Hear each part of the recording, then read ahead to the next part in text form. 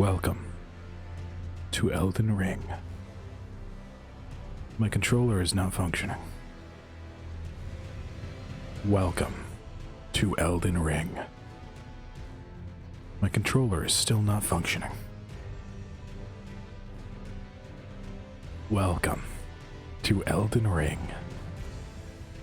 My controller is still not did I not click onto the screen? There we go.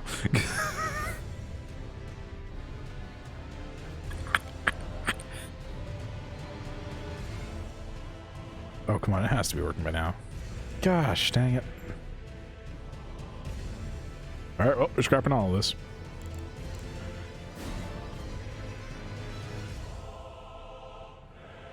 This is the best part of the game. The fact that the music keeps playing even when you close it. And then, cuts out. Hello, ladies and gentlemen, and welcome to my latest video. This is, of course, on Elden Ring. However, rather than being like a first impressions video or a full-on review, this is just a second impressions video, and we're going to be doing it along this lovely speed paint. Every now and then I'm going to start talking about the actual artwork, but primarily we're going to be focusing on Elden Ring, with this being a kind of background thing. Without further ado, let's get into the video. And of course the game, with a minor amount of technical difficulties.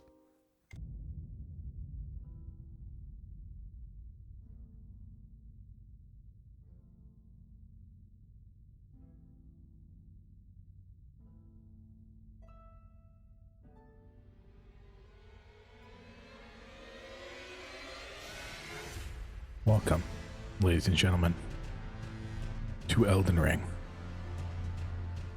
My controller is still not working.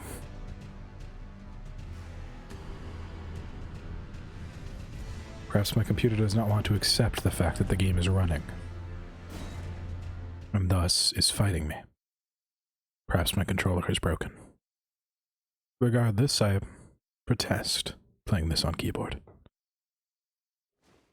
Real quick, I'm just going to say this now. If you are on the fence at all about buying this game and you have enjoyed Sekiro or any of the Dark Souls games except for 2, then get the game. It is fantastic. This is a phenomenal game. I'll go into some more in-depth stuff about the pros and cons of the games, the thing that I like and the things that I don't. The things that I don't are kind of nitpicky though, so that's going to be at the end of the video. And then of course there's going to be a lot of things that I like, which we'll get into shortly. The first thing that I like a lot is it's beautiful. I mean, just look at this.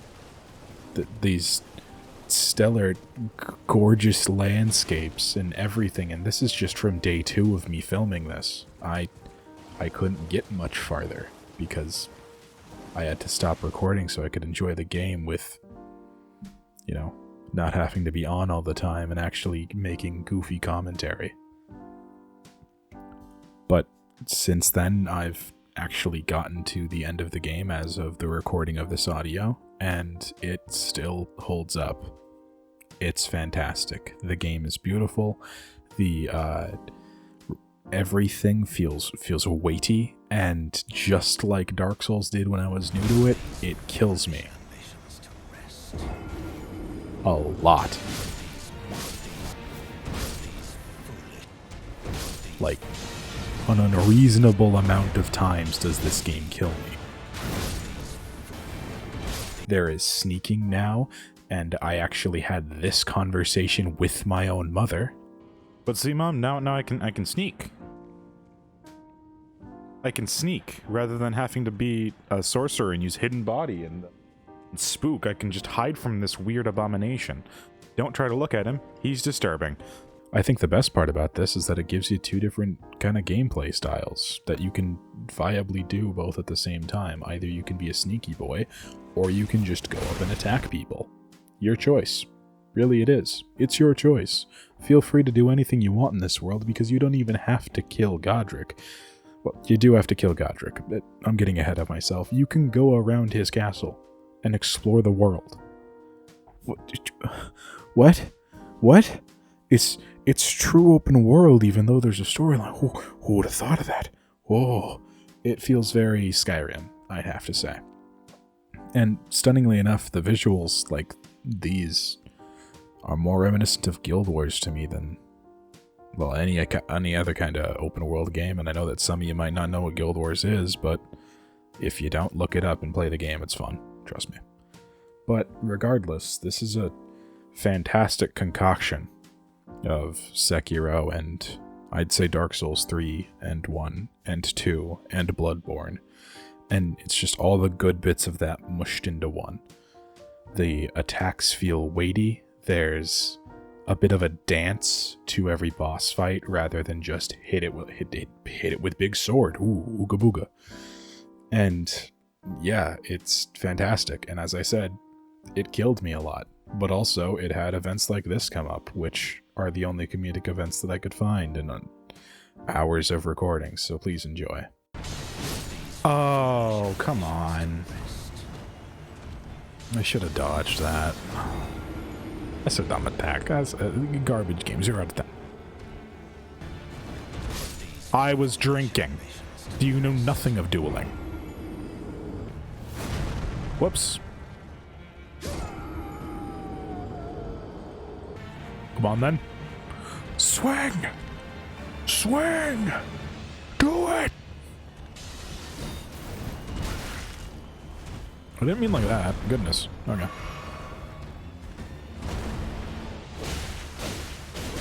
Your attacks are slow and weak. I like how he just cuts himself off if you screw up. Warrior blood must put these foolish ambitions to rest.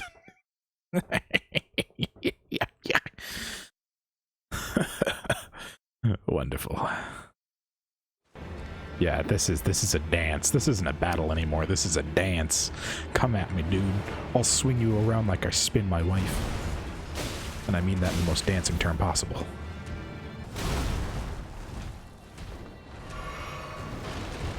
Ambitious. Yes. Foolish. Also yes. And as with all From Software games, persistence is king.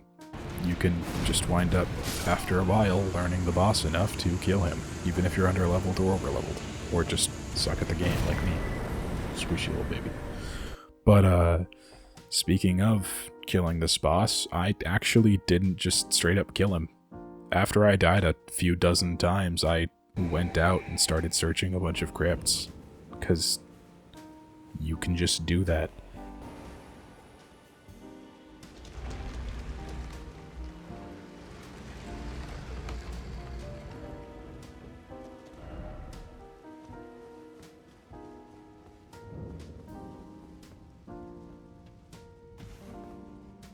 And even the crypts will kick you in the bum. A lot. Like, holy crap. But, as with most Dark Souls, persistence holds up. Do it enough, you learn how to do it, and then you get the enemy felled rather than getting the you died banner. So, that's it. That's the game. It's stellar, beautiful artwork, beautiful art direction, and it looks like if Dark Souls were to not be all crumbly and fell and dilapidated everywhere. Rather, it's if the kingdom was still kind of upheld, which is nice in my opinion. Now let's get on to discussing some mechanically cool things. Ashes of War are probably the best installation that this game has to offer. You can just swap the weapon art of any kind of weapon you want, and no matter what, if your shield doesn't have a weapon art, it just uses the sword's weapon art. This is something that I've wanted for eternity, because like Dragon Slayer's Great Shield, I get to do shield bumpies.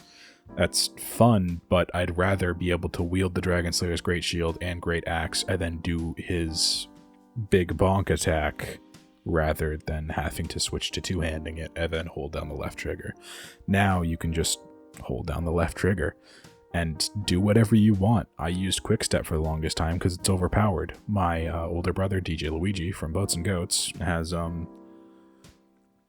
has Bloodhound Step now, which I'm using boss-type weapons, so I don't get to change my Ashes of War, but Bloodhound Step is great. It's like Quickstep EX. You turn invisible while you're doing it. Holy crap, who'd have thought of that? not only that, these things act like gems. They can make a weapon magical, or they can make a weapon heavy or agile, and just make it so it specs differently, which is great because so many of these weapons start out with such moderate specs. And then once you throw that on, it gives it an actual realistic specking, like an A in strength if you make it heavy. Another great thing is that the bosses are weighty. There's a large amount of just oomph to every attack that they and you do. If you have gore on and it's not set to mild, then blood will kind of like geyser out of people, which sometimes it's unrealistic, but it looks cool. It makes you feel cool. And if you're fighting a big old boss with a big old hammer and he throws it into the ground, then chunks of the earth fly up around it. It's just cool. I mean, I don't know, man. I'm sorry. It's so good. This game is so good. But I'm getting ahead of myself. And the last comical thing that I can say about this game is that every time I see touch grace, I think touch grass, but that's because I'm too integrated into meme culture for that, for my own good at all. Now, let's get on to a bit more technical things. These are both pros and cons. Pro of rolling is that it still has iframes and backstepping is viable, but con of rolling, it feels chunkier even when you medium roll than it does in Dark Souls. I do very much appreciate the change in stat block, except for the fact that they changed the word attunement to mind, which attunement was doing just fine, guys, like, I'm gonna be honest, but that's just a little nitpick. Besides that, though, they removed vitality and replaced it so that endurance now takes on the mantle of vitality, which is great because vitality used to be kind of like a weird resistance and carry load stat, and so if you wanted to up it, you'd up it, but also endurance only really affected your stamina, so it kind of became a dump stat after a certain level where you just wouldn't touch it once it reached like level 35 because it stopped actually getting you anything. But now that they put the two of them together, you can up them and then you get a bunch more resistances, and it's great. Also that they linked resistances to I think just about every single stat except for arcane, which still I think is like luck, but they actually gave arcane a purpose, and that is for dragon sorceries, which again, my brother DJ Luigi uses a lot. And yeah, and also they made sorceries viable, which I'm very happy for because I normally wind up playing an Eldritch Knight or Spell Sword for those that don't play D&D. And they made a lot of miracles viable. They also made support sorceries, which is interesting because not a lot of sorceries helped the group in Dark Souls. And they have aggressive and non-aggressive miracles, which is great because then you can categorize it. You're like, all right, I want to be doing some more magics here. They also made a damage called holy damage. Also fantastic. I don't know what has resistances or immunities to holy damage, but I'm willing to find out by throwing it at him. That's going to be fun. The fact that you can jump now is incredible as well. This is a bit more of a mechanical thing than of stats. The jumping adds so much more to the game, though I do wish that you could clamber because there are some spots where it's like just beyond your jump range and it's infuriating. And the fact that your horse can double jump is also fantastic. And the fact that the horse exists. Torrent is the greatest thing on the planet. If I were to explore this entire world and have to find a horse and saddle it and mount it or whatever, and then find a stable to register it so that I could revive it and something like that, like crap in Breath of the Wild, I would go insane because traversing this world on foot is virtually impossible. And that's another thing, traversing the world. Fast traveling, perfect. Excellently integrated. And speaking of fast traveling, you're gonna need to do it because the map is huge. I'm not showing it here because I don't want to give off spoilers, but it's much bigger than the first location for those of you just starting the game. And also bonus cookies, you can do that whenever you want. Just fast travel. It's fine. Run around. Have fun. Realistically, it's like having the keys to a Ferrari. Everything is in your hands. It's magnificent. And speaking of running around, as I said before, it's beautiful. At one point I ran into this weird building. Oh, what's in the building? It's a weird well. The camera spinning is all me doing that. It's not the well spinning.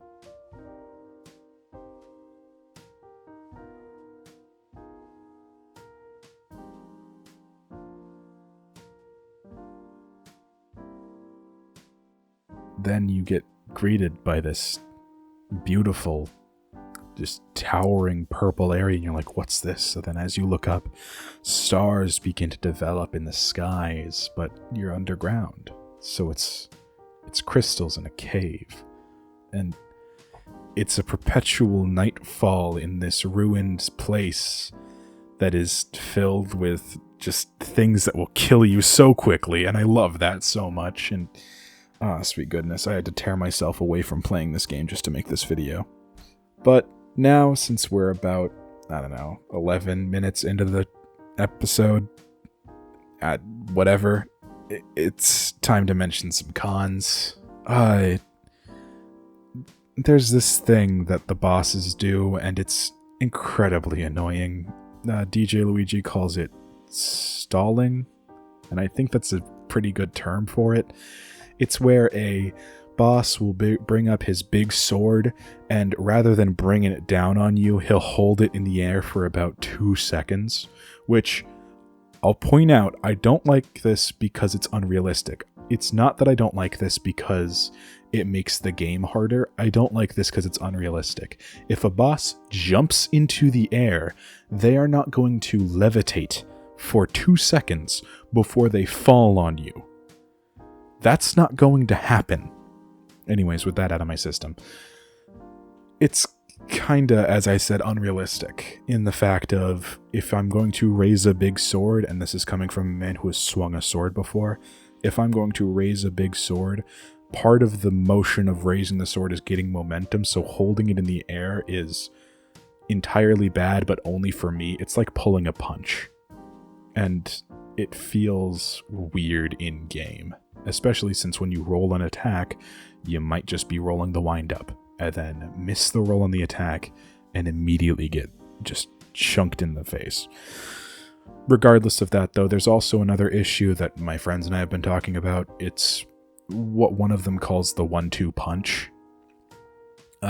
This is basically that every boss in the game has a weird screw you move, and this move typically kills you in one hit, unless you've been statting into vigor entirely for the entire game. This move will kill you in one hit, and that just kind of sucks in my opinion. Another issue I have, and this is also with the bosses, is the fact that a lot of the bosses have area denial. Not just AoEs, but an area denial that is basically, if you're not playing a ranged type build, which thank God I'm playing a ranged type build, or else a lot of these bosses would have made me so angry I put down the controller and walk away for about 2 minutes, and then remembered that I love this game and came back to it. If I were playing a melee type rather than ranged type build, I would very quickly lose my mind, but also you can't get in on these people and deliver more than one attack at a time. I've got buddies that play with claymores, and they have such a hard time with the bosses because nothing they have is of range, because they spec into strength, which is normally the big bonk of Dark Souls, but now it's not. And that's really all the complaints I have about the actual bosses, and such on such forth.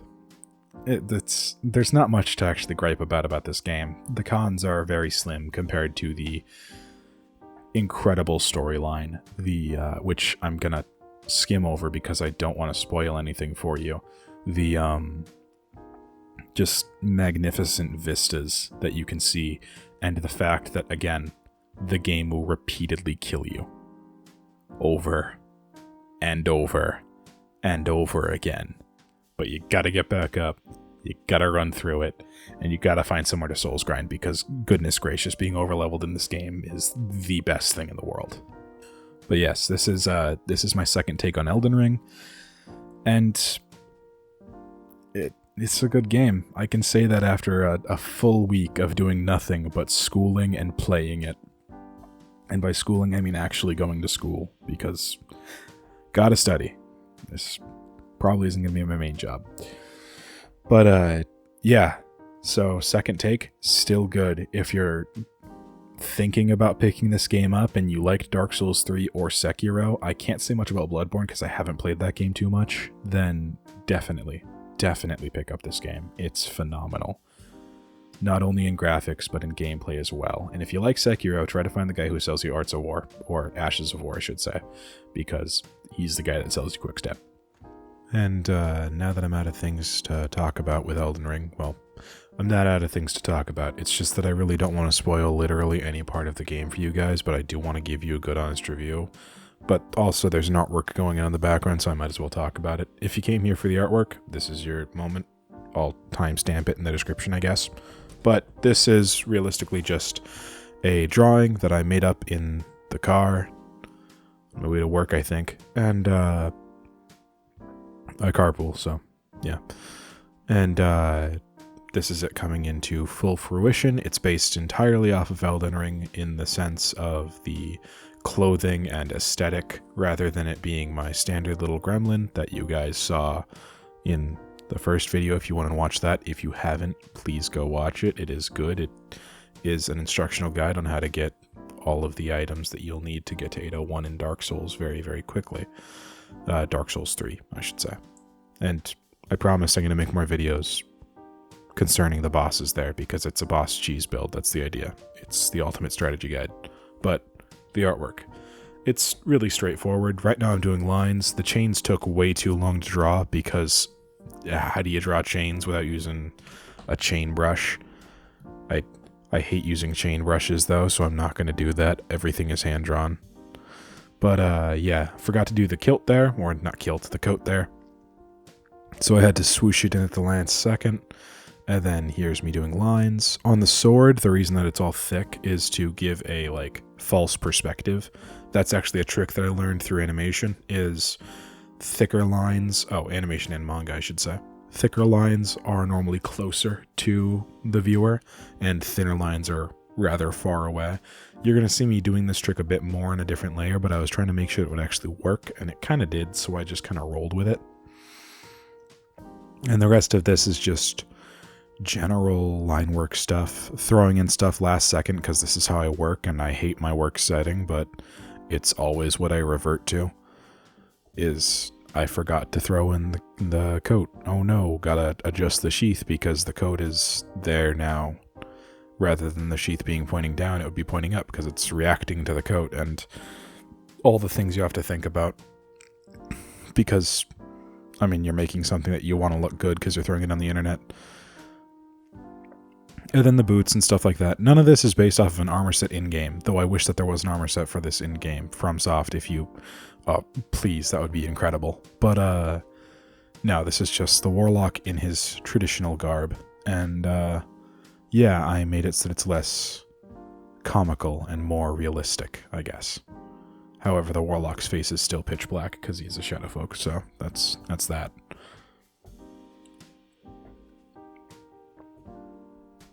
Nothing about this was terribly difficult besides the pose and doing what I like to call marionetting it, which is what you saw at the beginning.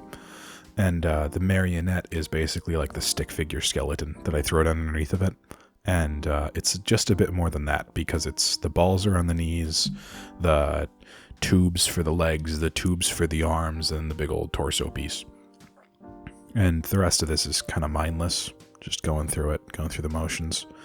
Throwing down lines and erasing other lines, working on layers that I forgot I separated, so then merging two layers, and then noticing the problems with merging two layers because of the fact that you've just put in a bunch of lines where lines shouldn't be, and now you gotta erase them real carefully or else you're gonna get screwed. Throwing in the chest straps because I forgot to do that, and then I think we're moving to color soon, after I fiddle with these lines a touch. And this is where I really like to just kind of go and have fun with color once we get there, because I must have taken a break. Oh, here we go. This is it. This is, you add a new layer, you get a much thicker brush. I think I'm using a 40 and I was using a 12 before. I'm using Clip Studio, by the way, so these are numbers for Clip Studio. I don't know how Photoshop works at all. And you move the painting around, you find what would normally be close to the camera, like really close, like the back of his calf would probably be closer than the front of his leg. The tip of the sword would be growing closer and closer, so it's kind of like tapered. The entire outer rim of this chain and focus would be closer, so it gets its rims too. And the bottom of his cloak, as you saw at the beginning, also gets a tapered line as it goes into the zone where it's closer. His robe gets a little bit of one, and it just kind of is this thick and thin push and pull kind of deal that makes I think it makes something kind of pop off the page just a touch, and it's real nice. It adds kind of a 3D to a 2D image. And as you can see, that's me checking to make sure I did it right and that I like it. And then now we're moving to color. This is the selection where we're moving to color. Boom. You see, you fill it with a grayscale on a different layer, and then you clean up the grayscale. And it's just like a really simple, straightforward gray. If I don't clean up areas, don't worry. I'll clean them up later. And then once you're done with all that jazz, you start bucket filling it with color. I tried to clip a layer above and bucket fill it that way. And then I accidentally started working on the gray layer later, so you'll see that little layer with the red line next to it just kind of vanish at one point. But the rest of this is really straightforward and simple, just finding the colors and then throwing them on. I had to very much match the Elden Ring style of kind of... It seems to have this good push and pull between saturated and non-saturated colors. So you'll see the leathers and the coat is saturated, but all the metal is kind of losing its color or is a little desaturated, and the magic is heavily saturated because it's made of magic. So I mean, you got that. But yeah, so you have grays for the metal and that kind of washed out yellow. The purple changes because I didn't like it, but you also have the gray for the pants, which is his pants color anyways, which worked out fantastically. The white for the scarf and hair, and then there's the change in the right there, change in the blue. It changes. There we go. And then the leathers, not very saturated, but not, and it's pretty saturated, I'd say. And then there we go, just a darker tone. Pro tip for anyone wanting to get a darker tone, go towards saturation and towards shade. Don't go in a flat line down. It's a bad idea. And then there we go, leather glove mixed with the iron gauntlet, because that is also a very Elden Ring thing to do. And I noticed that I forgot to draw his butt there, so I drew his butt. And then I also noticed that I forgot to draw his pants top, so I drew his pants top. And then color in the belts. Make sure everything's right and distinguishable, which is why the sheath is the darker color. There's me doing a bit more cleanup, and then a bit more cleanup. There's a lot of cleanup in this piece, because I was working on the wrong resolution for most of it, gonna be honest. If you saw a little panel flick up when I switched over to starting to do the inks earlier in the video, that's me that's me changing the resolution to make it higher because I noticed that it was incredibly small. That's a simple gradient. I forgot what layer style I set that to, but it's a very simple gradient, and it's very, very nice. It works well for making something to look a bit more mystical. I think that might be linear burn. And it's just a blue on cyan. And then this is me drawing in the slash, which, I mean, it was fun. Because I wanted it so that his sword is like imbued with magic, like you can do in the game. And then there we go, finding out layer styles, making a background so that the slash actually appears and I can work on it, because if you wind up doing certain layer styles on white, then it will just kind of dissolve into the background. So I wound up going actually with this one with 2 layers, one of them set to add glow, one of them set to glow dodge, I think, or one of them set to vivid light, I can't remember which, but there was definitely an add glow in there. And then doing a few little tricks with the eraser. Most of this is just a soft eraser, trying to fiddle about with it. And then eventually I just kind of give up. That's a little magic trail, because in Dark Souls and in Elden Ring, there's that whenever you're casting a spell and it's really pretty, and I wanted to put it in because it's really pretty. And then here we go. There's that little effect with the eraser. It looks way better than having the actual thing. I decided that I didn't like those, so I had to change them to the same color as the bindings. And then a little bit more tweaking. And then this is a fun way to shade something.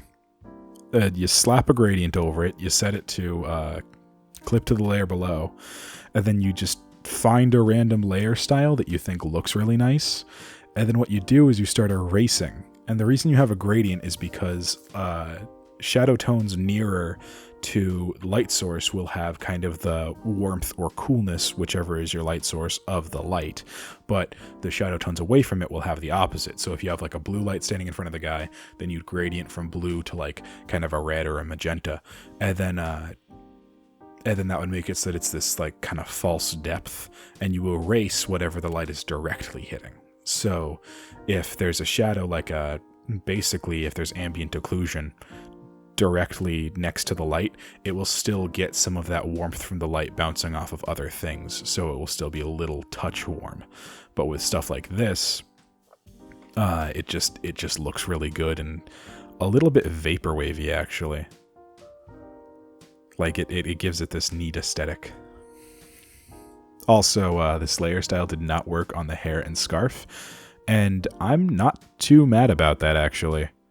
It looks really good to have those like pure whites kind of standing out in the middle of this mess of shadow and what will later become a mess of shadow and lighting. And then there we go, just painstakingly kind of focusing on everything you need to do, because I'm gonna be honest, I didn't know where the light source was for this. I put the light in the lower left corner, but that was only for the slash to show up. I'm going to change it later, and you'll see where I change it to, because that's basically the light source that I had in my head the entire time. And then there we go. Pauldron is done. Gotta flicker off the the slash so I can actually see what the heck I'm doing. And perfect, beautiful, beautiful. Not perfect, no one's perfect. The darkness enfolds you. And just working with what light goes where. Not much to say about this, I'm just erasing. That's really it. And as you can see, I made that slash down on the boot with the eraser because I had no idea where the light was coming from. I knew I didn't want the sword to emit light. I wanted it to look cool, like it's a slash effect. Oh, here's the lighting coming in. Again, no idea what lighting style I should go with. Or what layer style I should go with, rather. And then I wound up settling on this. And this one works out really well, because what you do is you use a soft eraser, and you kind of just push it out of the shadows. Rather than, like, pushing it into the shadows, you work with it, and you do the layer select, and you push it out, so that it doesn't really intrude.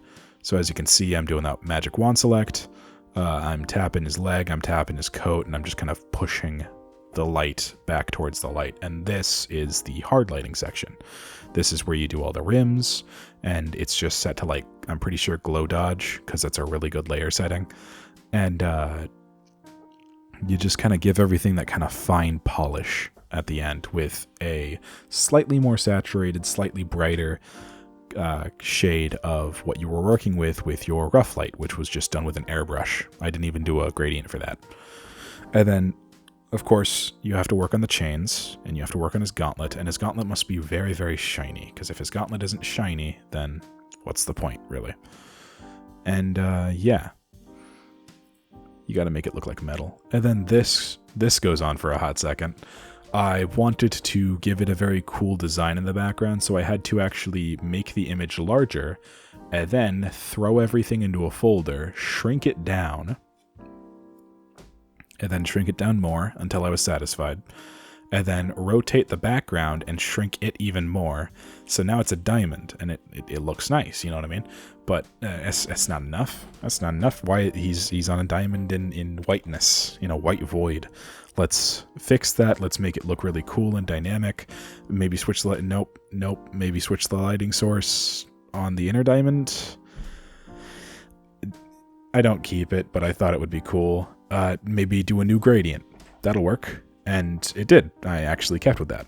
I did new gradient, and it looks really nice, I think. It's a nice movement from the kind of warm orange to a coolish blue, which is great because the shadows on the actual character aren't cool blue, they're kind of a magenta. Throw in an extra color. Didn't care what it was at the time because, you know, I'm just working. Throw in a background color for a backsplash. Now you have this nice blue inner lining works really well. Had no idea what I was doing, I will remind you. Changed the lining to white, threw it on again, and then now comes the squares. This was the most fun that I had doing this, because it's squares. I like squares. Reset it, and then change them to diamonds. Looks nice, looking good. Make sure all of them are lined up, because this next bit's going to be long. Set up the diamonds, just so that they actually look nice. And this part was finicky because I had no idea what I was doing, and I'm absolutely certain there's got to be shortcuts for this to make it a lot more symmetrical and a lot prettier. But I didn't know what they were, so I just kind of threw crap at the wall and hoped for the best. And I think it turned out looking good. Oh, also I changed the gradient on the background. I forgot about that. It's now that kind of warm yellow with moving to like a brightish blue, so it makes the shadows kind of pop a bit more. Completely unintentional, by the way. And then there we go. The background is now a gradient rather than a solid color. And that's the finished piece. Boom, after a few more adjustments off camera, it's done and it is beautiful. Also, if you'd like access to this piece in its full beautiful resolution, then head over to my Patreon. You can get it for only $3, and also a piece that I didn't post that is very, very pretty. And by didn't post, I mean it's not on YouTube. So slide over there, check it out, because all that jazz is good. It costs you only $3. You get the scripts to all of my Tales of Teledar, and you get all of these beautiful, beautiful pieces, which I'll hopefully be making more of now that spring break is coming up. And if you liked the video, consider dropping a like, maybe subscribe. I don't know how to end videos. Goodbye.